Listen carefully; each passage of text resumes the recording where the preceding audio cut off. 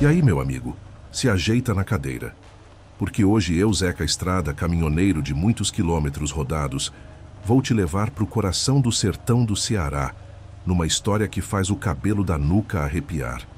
Lá em Quixadá, cidade conhecida pelas pedras gigantes que parecem guardiãs de segredos antigos, tem uma casa que o povo evita até mencionar.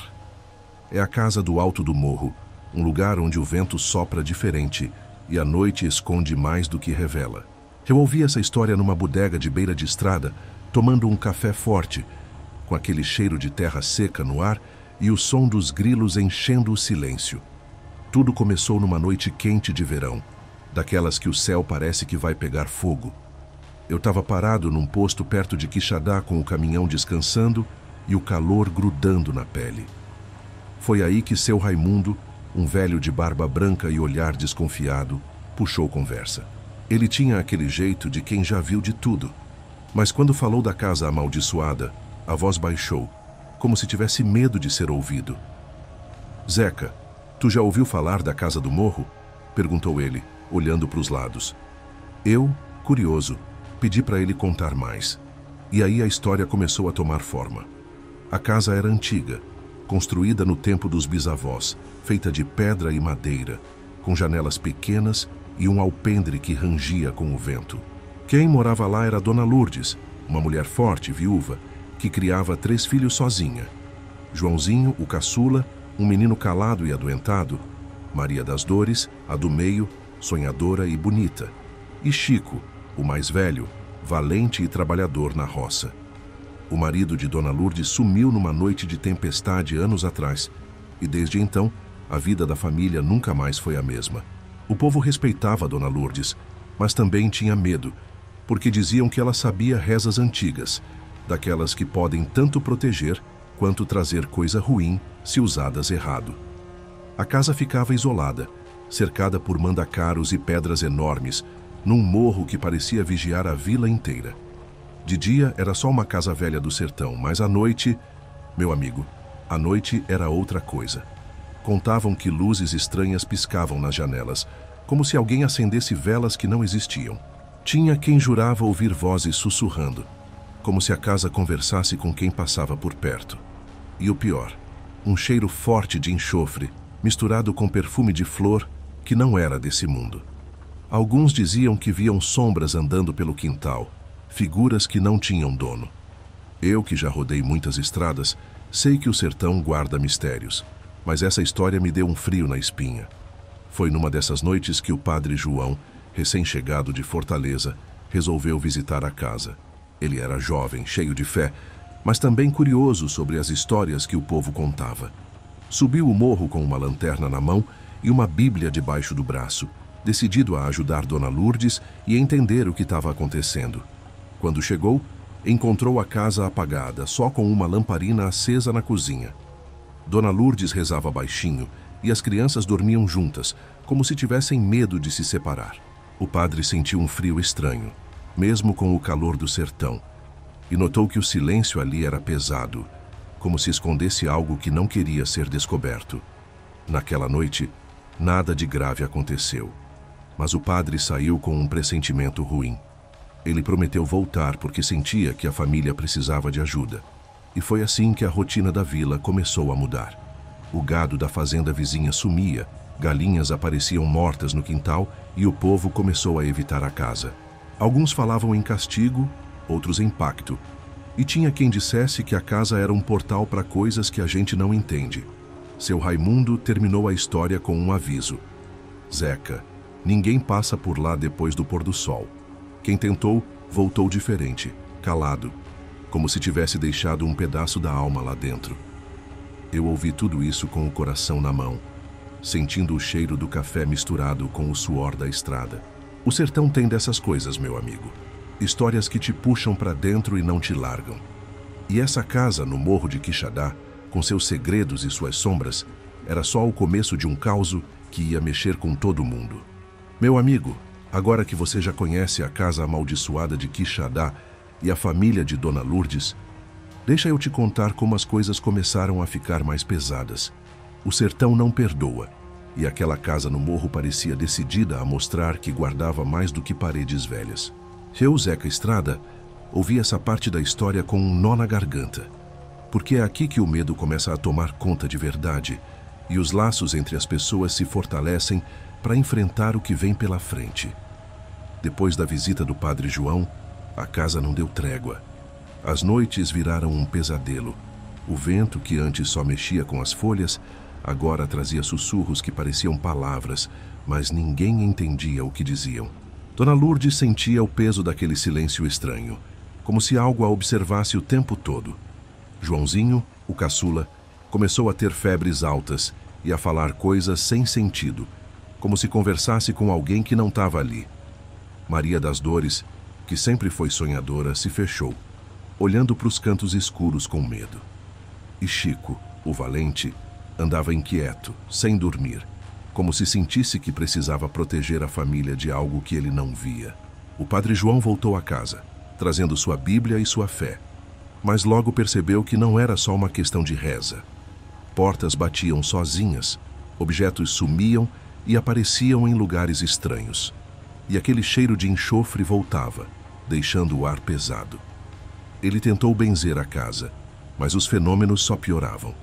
Uma noite, durante uma oração, uma janela se abriu com força, sem vento, e uma risada baixa ecoou pela sala. Dona Lourdes chorava, dizendo que não sabia o que tinha feito para merecer aquilo, e as crianças se abraçavam com medo de ficar sozinhas.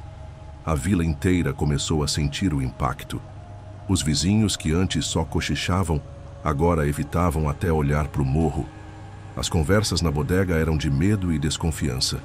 Uns diziam que Dona Lourdes tinha feito um pacto, outros que a casa era amaldiçoada desde sempre. Tinha até quem falasse que era melhor queimar tudo e deixar o morro em paz. Mas Dona Lourdes não desistia. Ela chamou Dona Cida, uma rezadeira conhecida na região, que chegou com seu rosário e um molho de ervas secas. Dona Cida era uma mulher pequena, mas com uma força que vinha da alma. Ela olhou para a casa e disse: "Aqui tem um segredo antigo e ele não vai se revelar fácil." Enquanto isso, um jornalista chamado Carlos, vindo de Fortaleza, chegou em Quixadá atrás de uma boa história. Ele era cético, do tipo que não acredita em nada que não explica pela ciência. Mas quando pisou na vila, sentiu algo diferente no ar. Conversou com os moradores, ouviu sobre as luzes, as vozes e as sombras e decidiu visitar a casa. Lá, viu as marcas estranhas no chão, como pegadas que brilhavam na escuridão, e sentiu um arrepio que não explicava. Carlos começou a gravar tudo, mas quanto mais ele via, mais percebia que aquilo não era só uma matéria. Dona Cida tentou uma reza forte, mas durante o ritual quase desmaiou, dizendo que sentia uma presença que não queria sair. Ela alertou que a casa guardava algo ligado ao marido desaparecido de Dona Lourdes, uma dívida que ele tinha deixado. Isso mexeu com a família. Chico ficou furioso, querendo saber o que o pai tinha feito. Maria das Dores começou a ter convulsões, e Joãozinho falava com uma voz que não era dele, deixando todos apavorados. Dona Lourdes, desesperada, segurava o rosário com força, pedindo força para não perder os filhos. O Padre João, vendo que a coisa estava escapando do controle, decidiu buscar ajuda em Fortaleza, com um padre exorcista experiente, mas a viagem era longa e o tempo parecia correr contra eles. Enquanto isso, um vizinho corajoso, chamado Manuel, tentou ajudar a família, mas sumiu numa noite de tempestade. A vila ficou em choque, e a polícia que foi chamada não encontrou nada além de um silêncio pesado no morro. Dona Lourdes começou a duvidar da própria fé, sentindo que a casa queria sugar a alma dela e dos filhos. E aí, meu amigo, a coisa ficou preta. Uma noite, durante uma reza com Dona Cida e o Padre João, as velas apagaram de repente, e uma sombra escura apareceu na parede, com olhos que pareciam brilhar. Era como se o próprio mal tivesse se mostrado, desafiando todos ali. O que será que essa sombra queria? E como Dona Lourdes ia enfrentar isso com a família caindo aos pedaços? Segura firme, porque essa estrada está ficando perigosa. Meu amigo, agora a história da casa amaldiçoada de Quixadá chegou num ponto que até eu, Zeca Estrada, fico com o coração na mão só de lembrar. O sertão estava pesado, O medo tomava conta e a casa no morro parecia viva, decidida a não deixar ninguém em paz. Dona Lourdes, o padre João, Dona Cida e até o jornalista Carlos estavam no meio de uma batalha que testava tudo: a fé, a coragem e até a sanidade. E é aqui que as coisas atingem o fundo do poço, antes de qualquer chance de luz aparecer. Depois daquela sombra na parede, a casa virou um campo de guerra. As noites eram um tormento.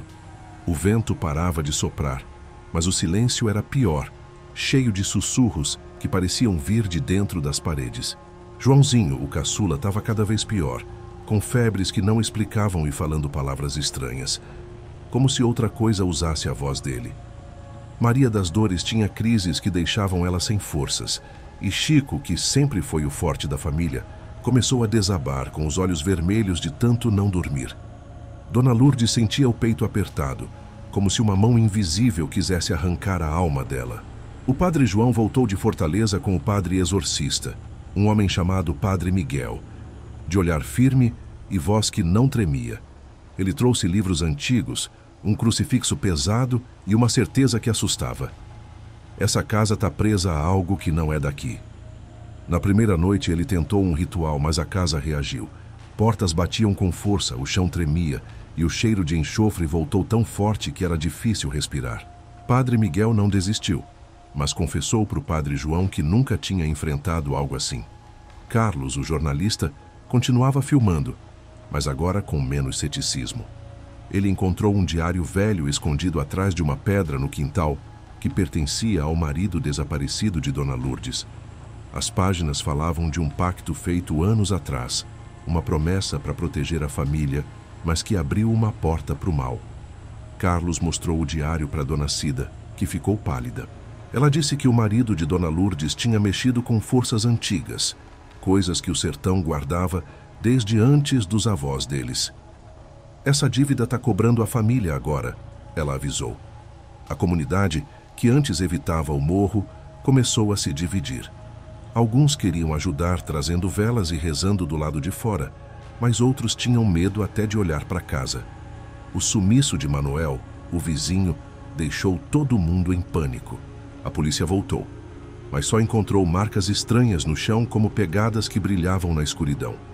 Dona Lourdes estava exausta, duvidando de si mesma e da fé que sempre teve. Ela olhava para os filhos e sentia que estava falhando com eles. Uma noite, durante um ritual com o Padre Miguel, Dona Cida e o Padre João, a casa pareceu explodir em fúria. As velas apagaram, as janelas tremeram e uma voz gutural ecoou, falando o nome de Joãozinho. O menino caiu no chão, em transe, com os olhos brancos, recitando palavras que gelavam o sangue. Dona Cida tentou uma reza antiga, mas sentiu uma força empurrando ela para trás. Padre Miguel levantou o crucifixo, mas uma rajada de vento gelado jogou os livros no chão. Carlos, filmando tudo, viu a sombra na parede tomar forma, como uma figura de mulher com olhos frios, sorrindo de um jeito que não era humano. Naquela hora, a família estava no limite. Chico gritava, tentando proteger os irmãos, mas sentia que não tinha forças. Maria das Dores chorava, abraçada na mãe, e Joãozinho parecia perdido num mundo que ninguém via. Dona Lourdes caiu de joelhos, pedindo perdão por qualquer erro que tivesse cometido. O padre João, vendo a família desmoronar, sentiu o peso da responsabilidade. Ele sabia que, se não fizessem algo, a casa ia engolir todos. E aí, meu amigo, veio o momento mais sombrio. No meio da confusão, a sombra falou com uma voz que parecia rasgar o ar. Vocês não vão me parar. Era como se o mal tivesse vencido, como se a casa tivesse ganhado.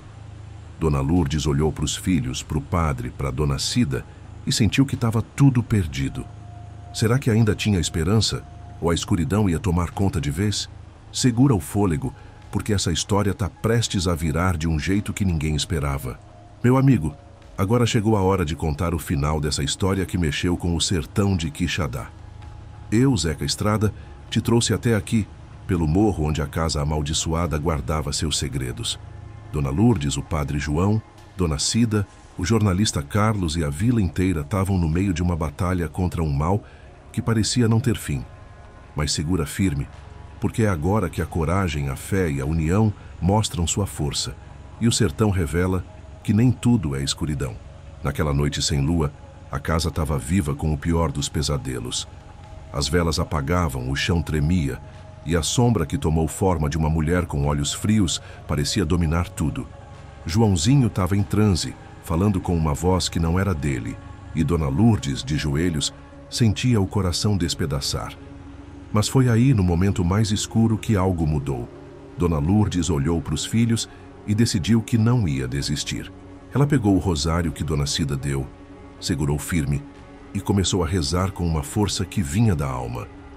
O Padre João e Padre Miguel se juntaram, levantando a Bíblia e o crucifixo, recitando orações em latim que ecoavam pela casa.